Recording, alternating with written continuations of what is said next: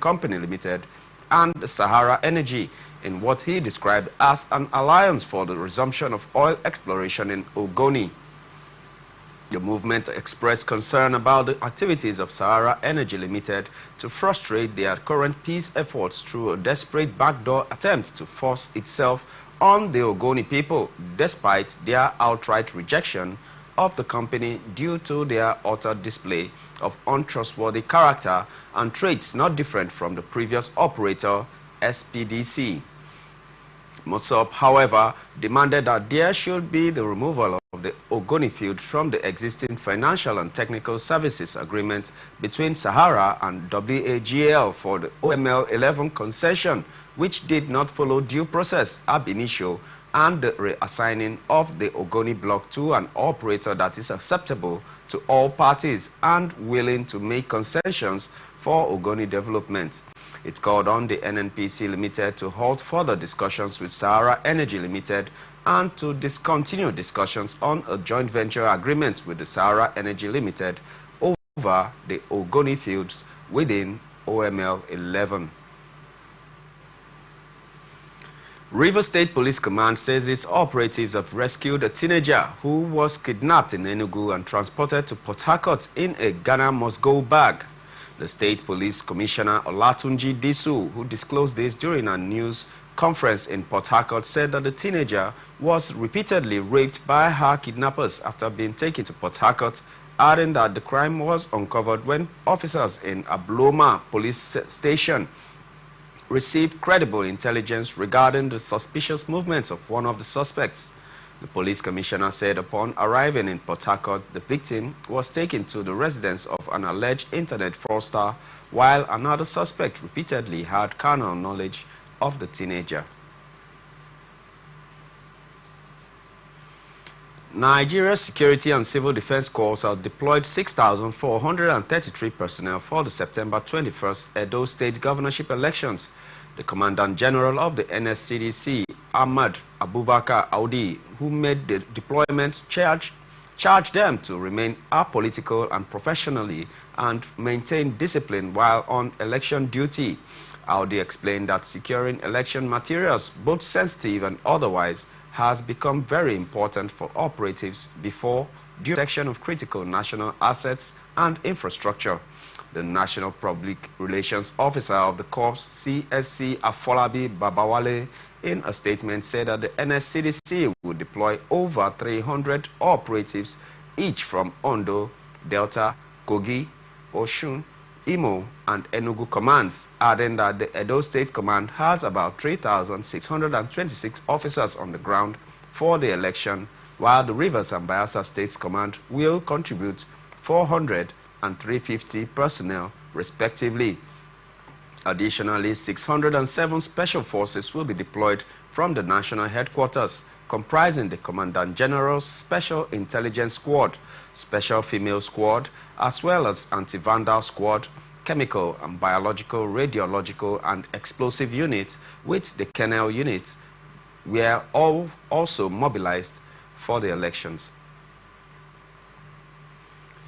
Nigerian Air Force has commenced the airlift of election materials for the Independent National Electoral Commission to Benin, Edo State, ahead of the upcoming governorship elections scheduled for 21st September 2024. A statement signed by Group Captain Kabiru Ali, Deputy Director of Public Relations and Information, said that the move is part of a broader effort to ensure timely and secure delivery of sensitive materials necessary for the smooth conduct of the elections. ATN recalls that the Chief of Air Staff, Air Marshal Hassan Bala Abubakar, during a recent meeting with the INEC Chairman, Professor Mahmoud Yakubu, reiterated NAF's commitment to providing airlift for the swift movement of election materials. Independent National Electoral Commission concluded the employment of more than 5,000 bimodal voter accreditation systems and other sensitive materials for the Edo State governorship election scheduled for Saturday. Sensitive materials, including ballot papers and result sheets, arrived in Edo State on Wednesday via Benin Airport and were transported to secure storage facilities under tight security, and 17 political parties are participating in the polls. The All Progressive Congress candidate, Senator Monday Okpebolo Asue Igodalo of the People's Democratic Party and Olumide Apata of the Labour Party are the leading contenders ahead of the ballot, while INEC officials and security personnel are supervising the transportation of election materials to ensure accountability. Multiple senior INEC officials who spoke on the condition of anonymity said that more than 5,000 BVAS devices will be deployed for the election, and INEC is preparing to ensure a smooth and efficient electoral process across the state's 4,519 polling units and 211 collation centers, which include 192 ward centers, 18 local government collation centers, and the State Collation Center in Benin City, stressing that as part of the preparations for the polls, INEC has increased its financial support to transport unions for the election logistics. Additionally, the Commission has been engaging with various stakeholders, ranging from political parties and the civil society groups to community leaders, to ensure that the electoral process is transparent and inclusive, adding that the Commission will deploy more than 18,000 ad hoc staff for the polls, while based on INEC's staffing structure, each of the 4,519 polling units in Edo State will require a team of 4 officers comprising a presiding officer and 3 assistant presiding officers, totaling 18,076 ad hoc staff. And in addition to the POs and APOs, INEC will also dispatch supervisory presiding officers to manage operations at various polling units across the state. Less than 72 hours to the Edo State governorship elections, Justice Monica Dongban-Mensem, the president of the appeal court, has constituted an election petitions tribunal. ATN reports that Justice Dongban-Mensem disclosed this in a statement issued by the secretary of the tribunal, Muazu Ibrahim Bagudu. She said that the constitution of the tribunal was in line with the provisions of sections 285, subsection 1 and 2 of the 1999 Constitution of the Federal Republic of Nigeria as amended, and paragraph 133, subsection 3B of the Electoral Act 2022. She noted that the Secretariat and the Registry of the Tribunal is open to the public and is located at the High Court of Justice Complex in Benin City, Edo State, the capital. The judge, however, advised anyone wishing to file an election petition or for further inquiry to contact the Secretary of the Tribunal. Chief of Defense Staff General Christopher Musa on Wednesday said President Bola Ahmed Tinubu has no favorite candidate in the Saturday governorship elections in Edo State. ATN's reports that the Chief of Defense disclosed this at a meeting with the stakeholders, including INEC, police, and other security agencies in Benin City.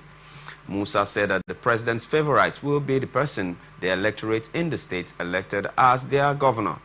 According to him, we want this election to be the most peaceful. That is the mandate from the president. The military chief, who also had a strategic meeting with troops ahead of the election, added that he was in the state to assure that the electorate, that the military will be professional and join the Independent National Electoral Commission to ensure an election free of violence and intimidation.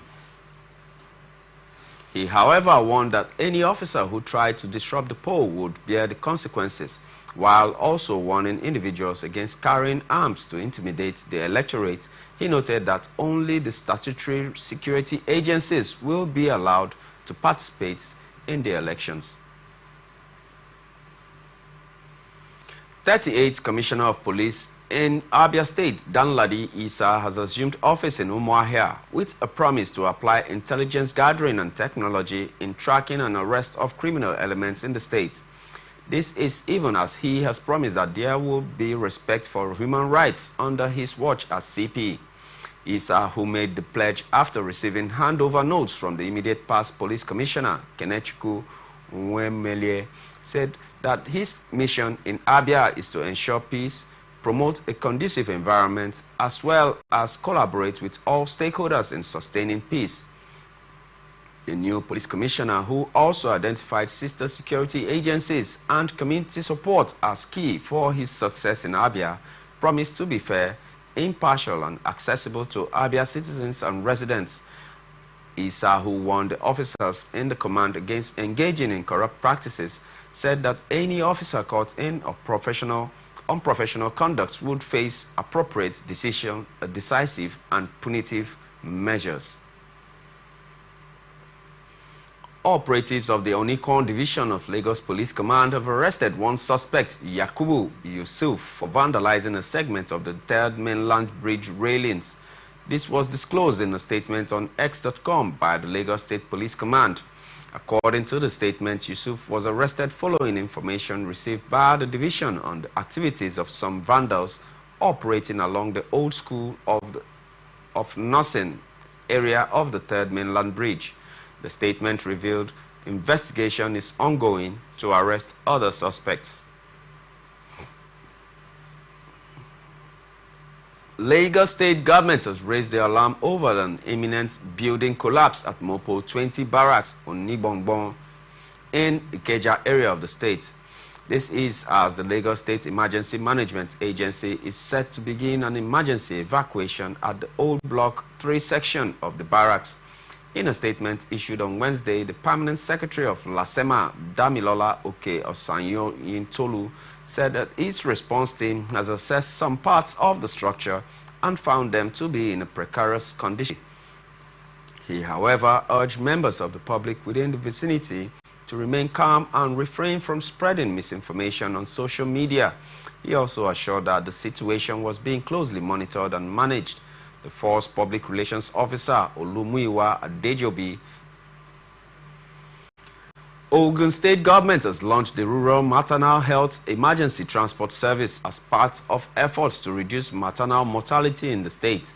Speaking at the flag off of the program, which took place at Odeda Local Government Secretariat, the wife of the Ogun State Governor, Mrs. Bamidele Abiodun, said that the state government is making efforts to reduce maternal deaths through various interventions that include. She noted that the state government has also procured about 100 tricycle ambulances and distributed them among all the 20 local government areas, stressing that all the interventions were done to ensure the safe delivery of all women and children, while identifying hemorrhage, infection, high blood pressure, unsafe abortion, and obstructed labor as major causes of maternal morbidity and mortality in developing countries.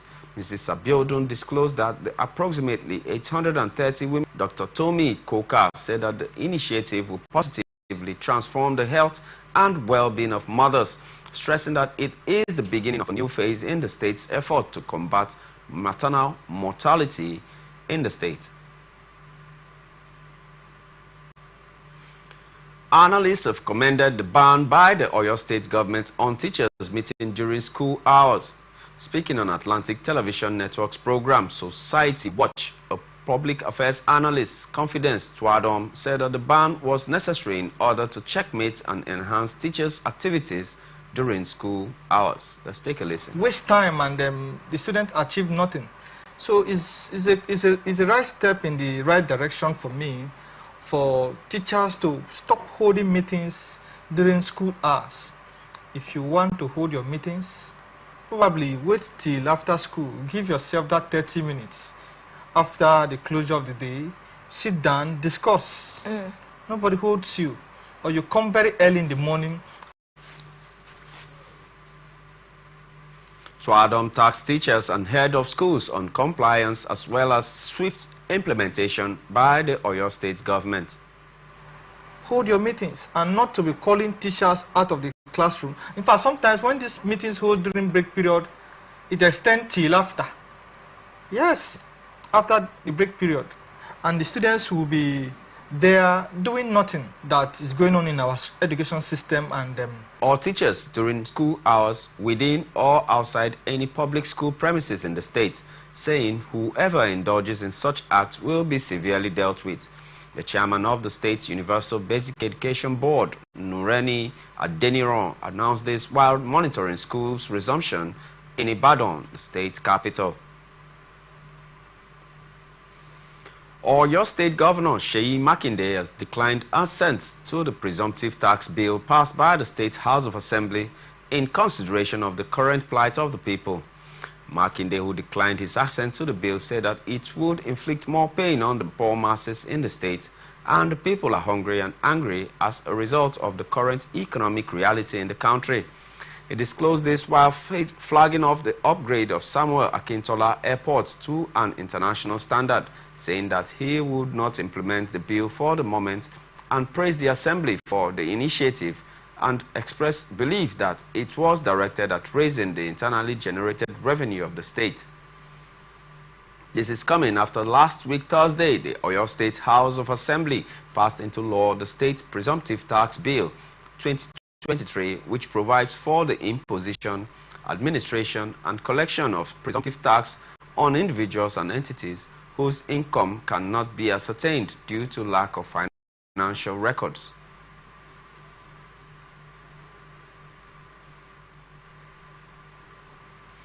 Samagun and his working committee, Governor Seyi Makinde of Oyo State, says he and his brother, Governor Ademola Adeleke of Osun State, agreed to support the PDP national chairman, Damagun, based on political affiliation.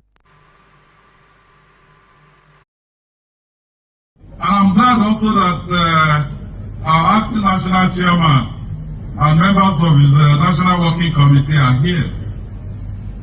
I was reading yesterday that there was another meeting in Bauchi by some NWC members. Let me say clearly, I've been discussing with my brother on our way here. We are 100% support of Mark Damagun-led NWC. Whatever decision you take, we will support you to reposition our party. And let me also say this, I don't think this is the right time. Even if we have issues within ourselves, we have an important election on Saturday. So we should all just rally around and deliver our candidate.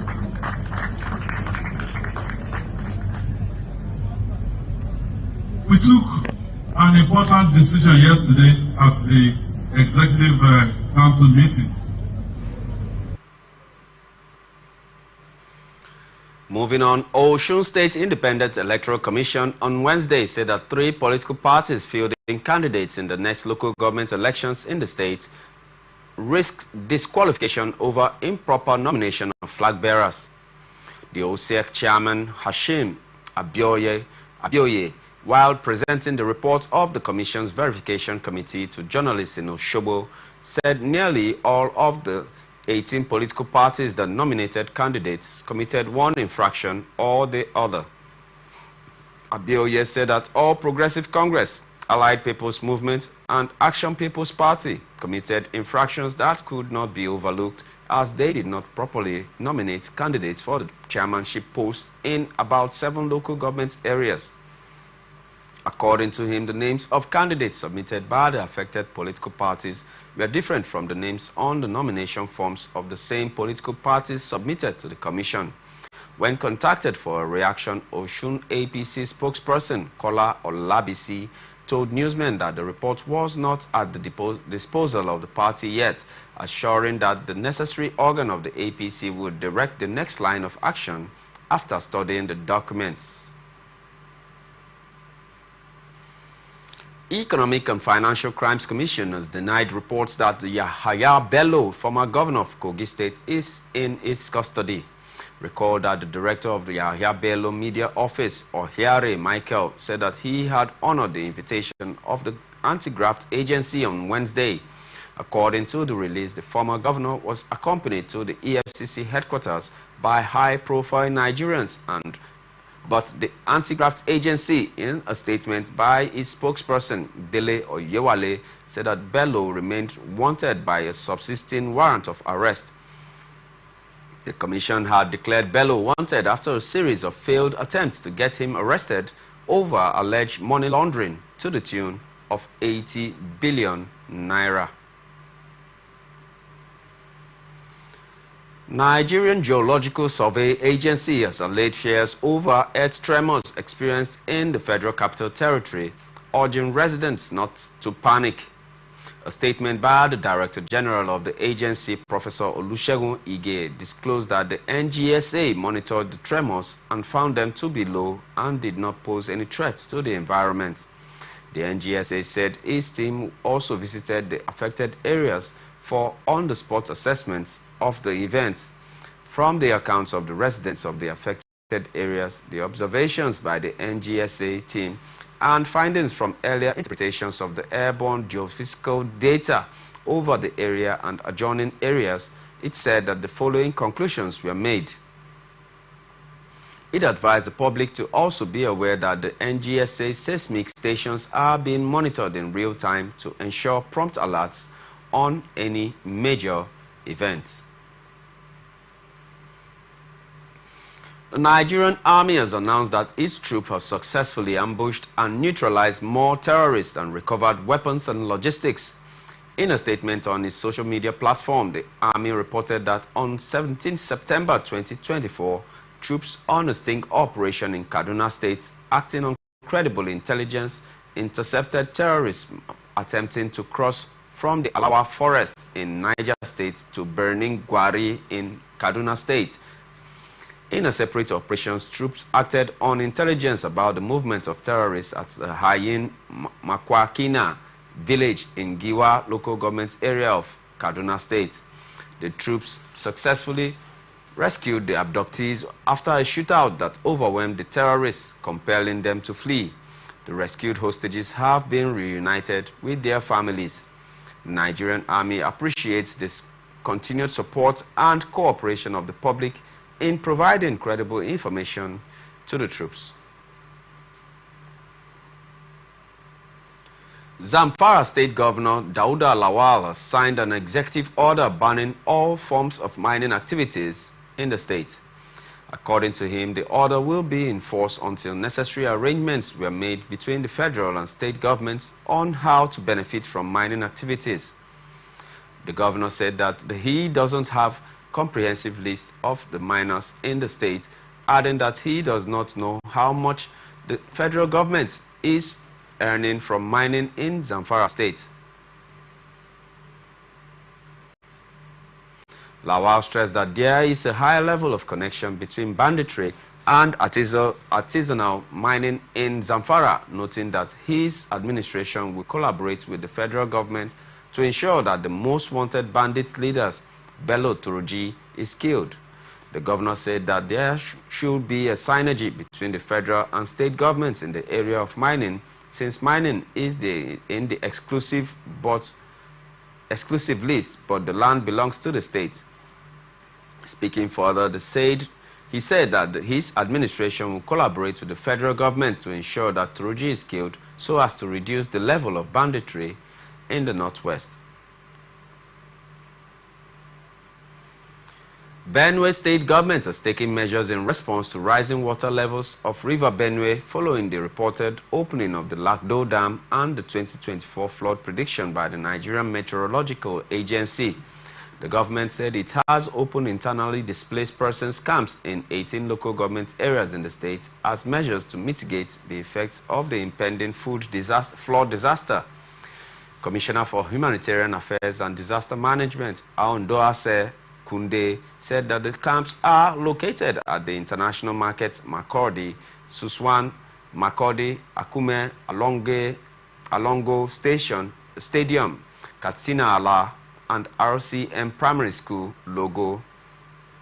Kunde explained that it was imperative for people living in flood-prone areas to relocate for their own safety. ATN reports that NIMET had recently predicted that several local government areas in the state will be affected by the impending flooding following the opening of the Lagdo Dam in neighboring Republic of Cameroon. He added the acting Executive Secretary of the Benue State Emergency Management Agency, James Yopu, said that the agency was fully prepared to cater for the needs of those who will be affected by flooding. And he said that the agency would supply food and non-food materials to victims of the flood. Bauchi State Police Command has apprehended a dismissed military officer, Lance Corporal Aliu Adamu, for allegedly defrauding 3 job applicants.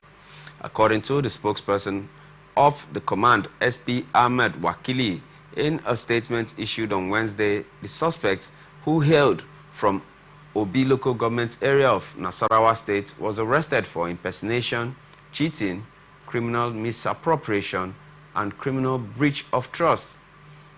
Wakili explained that the arrest was made by officers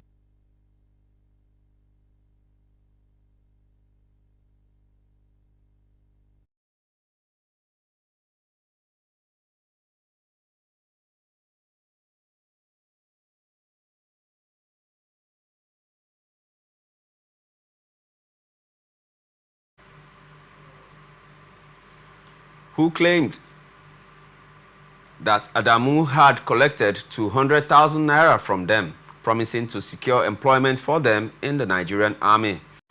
Despite the payment, the applicants were never invited to the Nigerian Army depot for training as promised. And upon arrest, Adamu confessed that he had been dismissed from the Nigerian Army a few months earlier for being absent without leave for a year. He also admitted to using the money for personal expenses. The command therefore urged the public to remain cautious and report individuals offering fraudulent job opportunities. The command also assured that Adamu will face prosecution after the investigation is concluded. Borno State Police Command has rolled out a series of post-flood guidelines aimed at managing the aftermath of the recent flooding in Maiduguri, the state capital. In a press release, Police Public Relations Officer Ahmad Wakil revealed that the Commissioner of Police, following the disaster, as part of the guidelines, residents are urged areas to reduce the risk of waterborne diseases and accidents, be mindful of potential looting or theft. The public is also advised to cooperate with emergency responders and humanitarian workers while verifying information before sharing to prevent the spread of misinformation. The command called on the public to remain calm and vigilant, and authorities emphasized that the collective effort is crucial in ensuring that safety and well-being of all during the post-flood period. Makurdi Magistrates Court has ordered the remand of Adera Sunday, accused of defiling his 16-year-old stepdaughter. The magistrate Sonia Ayange did not take the plea of the defendant, a resident of Welfare Quarters, Makurdi, for want of jurisdiction. Ayange thereafter ordered that the defendant should be remanded at the Makurdi Correctional Center pending further investigation and adjourned the case to October the 11th for further mention. Earlier, the police prosecutor, Inspector James Ewache, told the court that the teenager reported the case at the state's Criminal Investigation Department in Makurdi on August the 30th. The prosecutor said that the complainant informed the police that her stepfather had been taking sexual advantage of her since she was 13 years of age without her consent, adding that investigation into the matter was still ongoing and prayed the court for another date for mention. He also said that the offense contravenes sections 284 of the Penal Code, Laws of Benue State, 2004.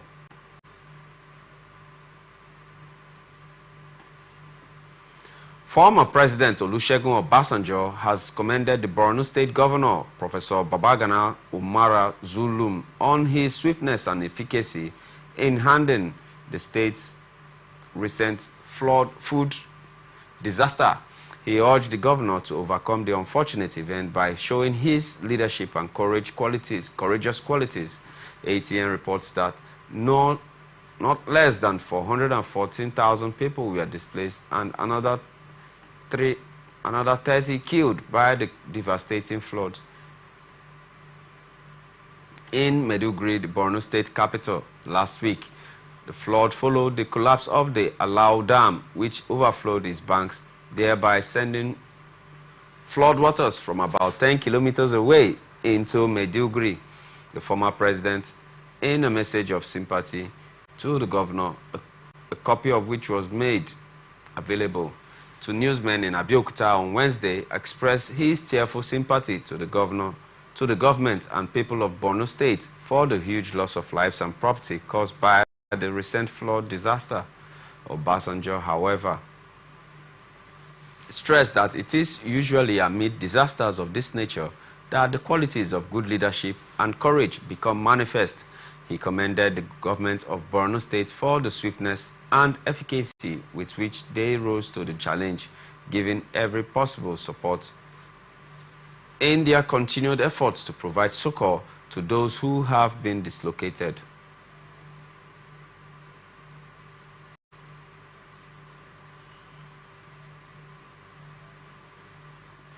You are watching The Transition on Atlantic Television Network. We'll go for a very short break, and when we return, we'll commence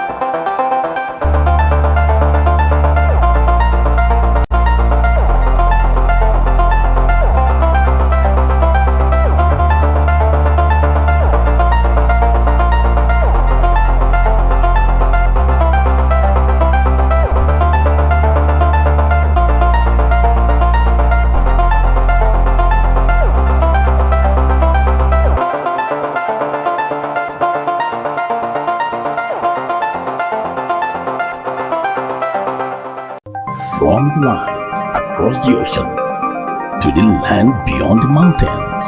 Through the Sahara, we bring all the sport news, live analysis, expert discussions on trending stories in politics, business, socio-economic, sports, and documentaries. So catch all the updates on the happenings around the globe. Stay focused on the fact today, only on ATN.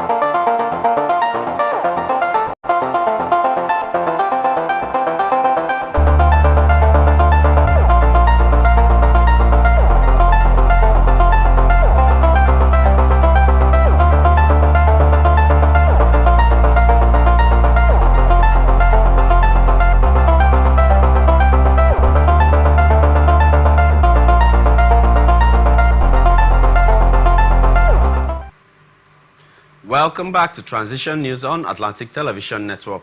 And now to the rest of our stories.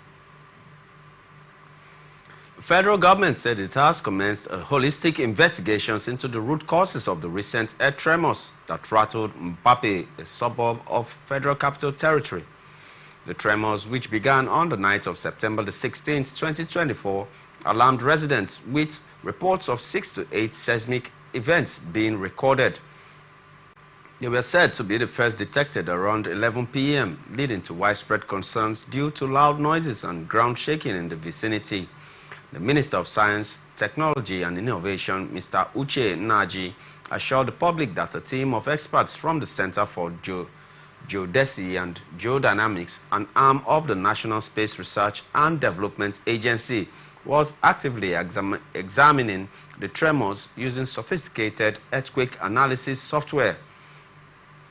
This significant geological disturbance, experts believe, may be attributed to the reactivation of faults within the Mpape locality, a region that has experienced similar tremors in the past, notably between September the 5th and 7th, 2018. Nnaji emphasized that while these tremors have understandably caused alarm, residents should remain calm as NASDA continues to monitor the situation closely. He also assured that the government is analyzing comprehensive data from seismic and GNSS stations to formulate mitigations. Idris stated this in an interview with newsmen shortly after he met with the United States Ambassador to Nigeria, Richard Mills, in his office on Wednesday. The minister emphasized the Tinubu administration's high priority on press freedom and assured the government's commitment to further enhancing media freedom in the country. He said they also discussed on how to forge a common front in the fight against misinformation and disinformation in the country. In his remarks, Ambassador Mills said that his meeting with the minister is to discuss ways of strengthening the existing relationship between the United States government and the ministry, especially regarding press freedom and journalists' rights. He recognized the efforts of the minister in championing the cause of press freedom and journalists' rights in Nigeria. The U.S. envoy, who acknowledged the huge challenge posed by disinformation, especially in democracies around the world, said that they have also shared thoughts and ideas with the minister on how to tackle the challenge. Former Head of State General Abdul Salami Abubakar has advised the federal government to immediately profile a lasting solution to the present hardship ravaging Nigerians. Abdul Salami gave the advice when he hosted a delegation of Campaign for Democracy, a civil society organization in Minna, Niger State. According to him, people cannot afford 3 square meals as they battle the hike in fuel price, with attendant increase in school fees and transportation costs, adding that the lack of funds in everybody's pocket is making life difficult for the citizens. The former head of state said that as far as he was concerned, giving palliatives to the people was not the answer to the high prices of food and other items across the country. He therefore advised those planning to protest against the economic crisis on October 1st to do so peacefully. Medical and Dental Consultants Association of Nigeria has called on the federal government to immediately withdraw a controversial circular it claims discriminates against healthcare workers by denying them their lawful leave of absence. In a communique issued after its National Executive Council meeting, MDCAN expressed displeasure over the government's new policy, which it describes as a violation of civil service rules. The communique signed by MDCAN President Professor Aminu Muhammad and Secretary Professor Dayabu Ibrahim emphasized that the circular contradicts established civil service regulations. The policy allegedly forces doctors and other healthcare professionals to resign from their positions instead of granting them leave of absence as prescribed by law. The MDCAN called on relevant authorities to address these pressing issues to ensure fairness and the safety of healthcare professionals across the country. The association called the move discriminatory and urged the government to reverse the decision. The association also raised concerns over the escalating insecurity in the country, noting that doctors and healthcare workers are often targeted, even within hospital premises. Analysts have decried the irregularities and lapses prevalent in the Labour Party. Speaking on Atlantic Television Network's program, Open Conversation, a socio-political analyst, Chizi Nyomasila, said that the ill administration in Labour Party, if not properly handled, is capable of ruining the political group to extent. For another thing, you can say you can make sacrifice for the party to go. Who is going to recognize that?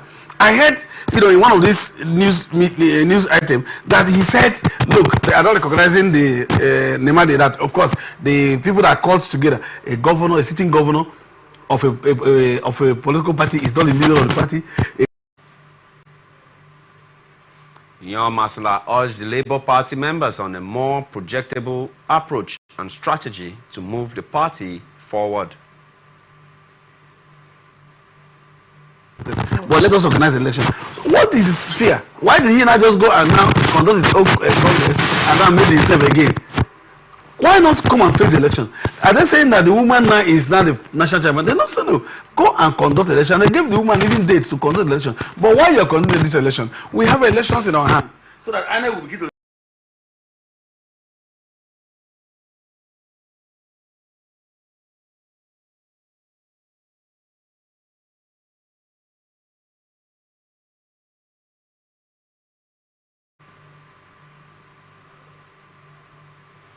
This is coming as the Independent National Electoral Commission says it no longer recognizes Julius Abure as the national chairman of the Labour Party, labeling his continued claim to the position as illegal and unconstitutional.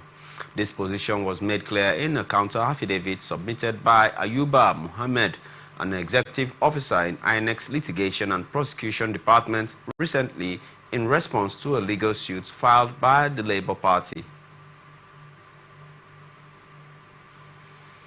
Joint Action Committee of the Senior Staff Association of Nigerian Universities and the Non-Academic Staff Union of Educational and Associated Institutions has announced plans to embark on an indefinite strike if their outstanding salaries are not paid within 3 weeks.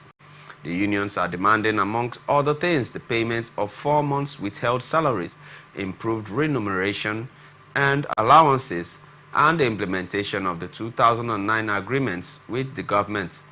The federal government, through the Ministry of Labour and Employment, had invoked the no work, no pay policy when the 4 university-based unions embarked on a prolonged strike in 2022. In a statement jointly signed by SANU President Mr. Mohammed Ibrahim and NASU General Secretary Prince Peters Adeyemi, the unions noted that federal government was given a 10-day grace period, which expired on 26 July 2024, to pay the 4 months of outstanding salaries to university staff. However, 6 weeks after the grace period elapsed, the government has yet to fulfill this obligation. The statement added that during the national minimum wage meeting, the President Bola Ahmed Tinubu had approved the payment of the 4 months withheld salaries on 18th July 2024, following discussions with the leadership of the Nigerian Labour Congress and the Trade Union Congress. And now to some business reports. Federal government has unveiled an advanced supervisory control and data acquisition system to managing the national power grid. The new technology promises to enhance the efficiency. SCADA system provides real-time monitoring and control of the national grid, enabling operators to detect faults, manage loads more efficiently, and respond promptly to outages. The managing director of the TCN, Dr. Sule Abdulaziz, also highlighted the significance of the project. He said that the SCADA is a key part of their strategic efforts to modernizing our power infrastructure. He further explained that a special team has been established to avoid the mistakes of the past, ensuring the success of its latest initiative.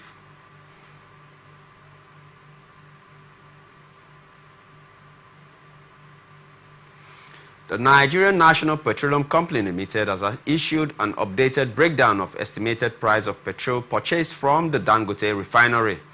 Earlier on Monday morning, the NNPC provided a chart detailing the refined petrol it acquired from the Dangote refinery on Sunday, September the 15th, stating that payments for the September 2024 petrol supply are being made to Dangote refinery in US dollars, with Naira-based transactions scheduled to begin on October the 1st, 2024. Our Abuja correspondent Joseph Moses Maoyinka completes the report. The Nigeria National Petroleum Company, NNPC, began loading premium motor spirits, PMS, from the Dangote refinery on Sunday, September 15, 2024. Months of anticipation, and marks a significant milestone in the collaboration between the Dangote refinery and NNPC, supplying Nigerians with sufficient fuel across the 36 states. But disagreement on fair price between the two companies that will favor Nigerians and better the nation's economy is now a challenge. On Monday, 16th September, NNPC said, and I quote, "NNPC Limited has released the estimated price of premium motor spirits, PMS, also known as petrol, sourced from the..."